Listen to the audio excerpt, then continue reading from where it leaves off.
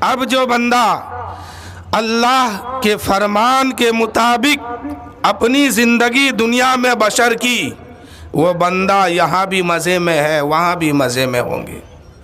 حضرت موسیٰ علیہ نبینا علیہ الصلاۃ والتسلیم کی ایک امتی ہے جو بہت مالدار تھا، بہت پیسہ والا تھا۔ ایک دن حضرت موسیٰ علیہ السلام نے فرمایا، اے شخص، اللہ نے تجھے سب کچھ دیا ہے تو تو اللہ کی عبادت کیوں نہیں کرتا ہے؟ اللہ نے جو تم پر فرض کیا اس پر تو عمل کیوں نہیں کرتا ہے؟ تو اس شخص نے کہا کہ اے موسیٰ علیہ السلام، میں اللہ کی عبادت کیا کروں؟ اللہ کی عبادت کیے بغیر میرے کاروبار میں برکت ہے۔ بہت بڑا ایک سبق ہے اس میں۔ اس نے جواب دیا، اے موسیٰ علیہ السلام، ہم اللہ کی عبادت کیا کریں بغیر عبادت کیے؟ اللہ نے میری دولت میں برکت دیا ہے، میرے گھر میں برکت ہے، میری اولادوں میں برکت ہے، کاروبار میں برکت ہے۔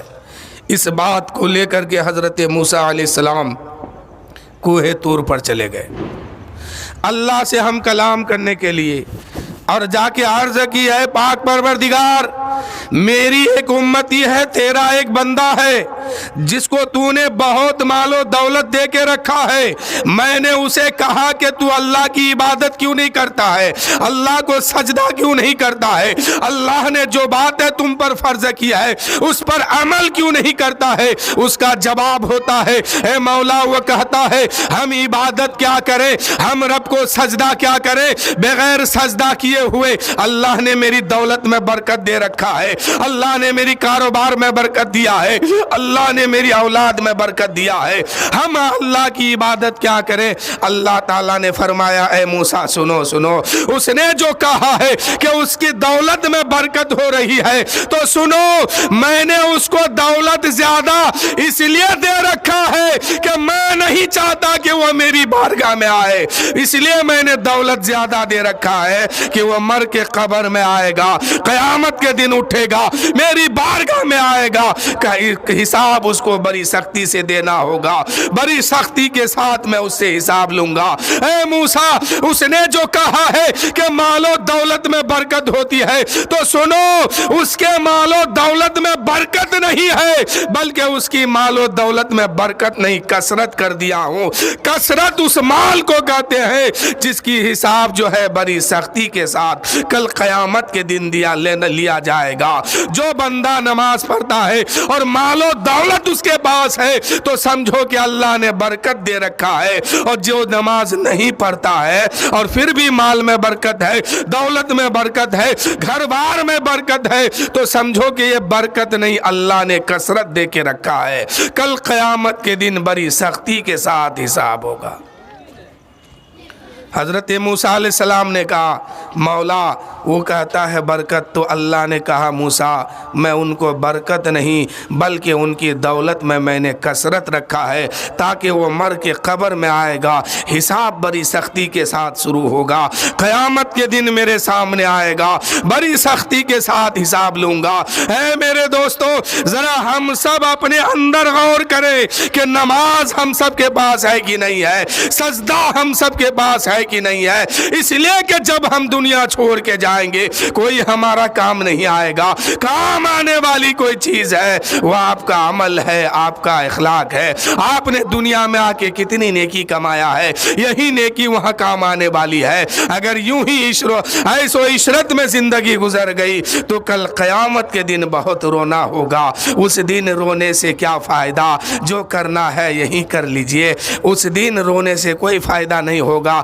رونا ہے تو اللہ کی بارگاہ میں آج روئیے، اللہ کو آج منا لیجئے، آج زندہ ہے آپ تو اللہ نے یہ توفیق دیا ہے کہ میلاد سننے آئے ہیں، جو نماز نہیں پڑھتے ہیں آج ہی سے اللہ کی بارگاہ میں وعدہ کر لیجئے کہ اے مالک و مولا، اب تک تو ہم بے نمازی تھے، تو نماز کی مجھے توفیق عطا فرما دے۔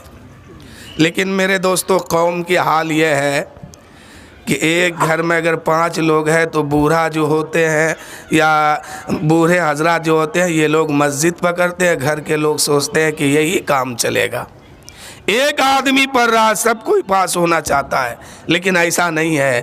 ہر آدمی کا حساب اپنے اپنے ساتھ ہوگا۔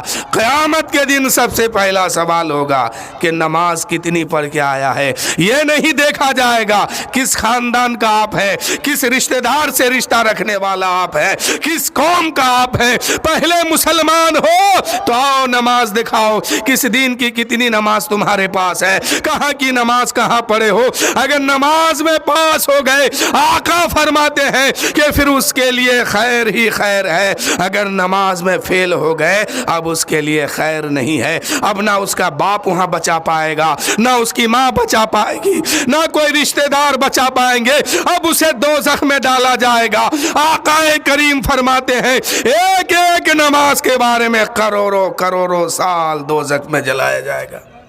جس نے جان بوجھ کر کے ایک ایک نماز چھوڑ کے اس دنیا سے چلا گیا، قیامت کے دن اگر اللہ کا فضل نہ ہوا تو ایک ایک نماز کے بدلے میں کروڑوں کروڑوں سال اس کو دوزخ میں جلایا جائے گا۔ آج ہی سے آپ ایک بات طے کر لیجئے کہ بحیثیت باپ اگر اپنے بچوں سے سچی محبت ہے تو اس کو نمازی بنائیے، اپنے گھر کی عورتوں سے اگر سچی محبت ہے اس کو نمازی بنائیے، ورنہ قیامت کے دن آپ کے سامنے سے وہ جائے گی لیکن آپ اسے بچا نہیں پائیں گے۔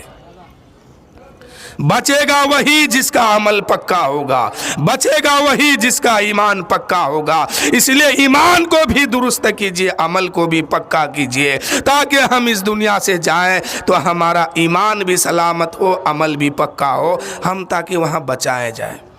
شاعر کہتے ہیں خواب غفلت میں سوئے ہوئے مومنوں، عیش و عشرت بڑھانے سے کیا فائدہ، آنکھ کھولو اٹھو یاد رب کو کرو، عمر یوں ہی گوانے سے کیا فائدہ، اپنے رب کو جوانی میں بھولا ہے تو، اور طاقت کے بوتے یہ پھولا ہے تو، جب جوانی ڈھلے گی تو پچھتائے گا، جب جوانی ڈھلے گی تو پچھتائے گا، پھر رونے رلانے سے کیا فائدہ، جب جوانی ڈھلے گی تو پچھتائے گا، پھر رونے رونے رلانے سے کیا فائدہ۔ کتنا مشہور قصہ ہے نمرود کا، وہ بھی انکار کرتا تھا معبود کا، اس کے مغز کو مچھر نے کھا کر کہا، یوں برائی جتانے سے کیا فائدہ۔ نمرود کو تو سارے لوگ جانتے ہیں نا، بہت بڑی دولت کا مالک تھا یہ۔ حضرت ابراہیم علیہ السلام کے دور کا ہے۔ حضرت ابراہیم علیہ السلام جب نمرود کو خدا نہیں مانا تو ایک دن نمرود نے اپنی بارگاہ میں حضرت ابراہیم علیہ السلام کو بلوایا اور کہا کہ اے ابراہیم، سب تو خدا مانتا، تو کیوں نہیں مانتا؟ حضرت ابراہیم علیہ السلام نے کہا اے نمرود کان کھول کے سن لو، خدا وہ ہے جو زندگی دیتا ہے، خدا وہ ہے جو جلاتا ہے اور مارتا ہے۔ نمرود نے کہا اچھا ایسی بات ہے۔ قید خانے سے 2 قیدی کو بلایا، بلانے کے بعد کہا اے قیدیوں بتاؤ تمہارا کیا معاملہ ہے؟ ایک نے کہا میرا سزا پورا ہو گیا، مجھے رہائی ملی ہے، میں جا رہا ہوں گھر۔ نمرود نے جلاد کو حکم دیا اس کو قتل کرو، اس کو قتل کر دیا۔ دوسرے سے پوچھا تیرا کیا معاملہ ہے؟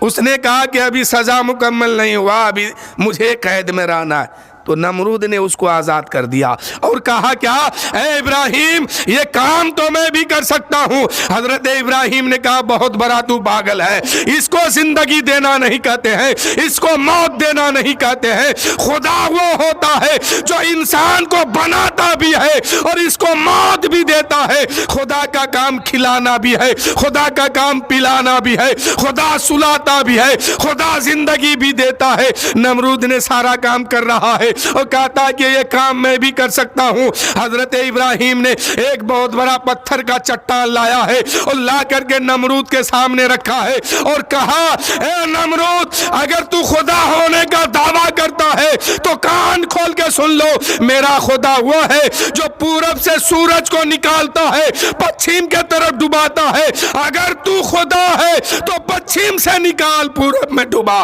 تب میں تجھے جانوں کہ تو کیسا خدا ہے. اب تو نمرود ہار گیا, اس لیے کہ زمینی معاملہ ہوتا تو لے دے کے معاملہ سمجھ لیتا, لیکن اب تو آسمان کا معاملہ آ گیا ہے. اب تو طاقت کام نہیں کر رہی ہے, طاقت جواب دے رہی ہے. نمرود ہار گیا, ابراہیم علیہ السلام جیت گئے. نمرود تو نہ نکال سکا سورج, لیکن پچھم سے میرے مصطفیٰ نے سورج کو نکالا ہے.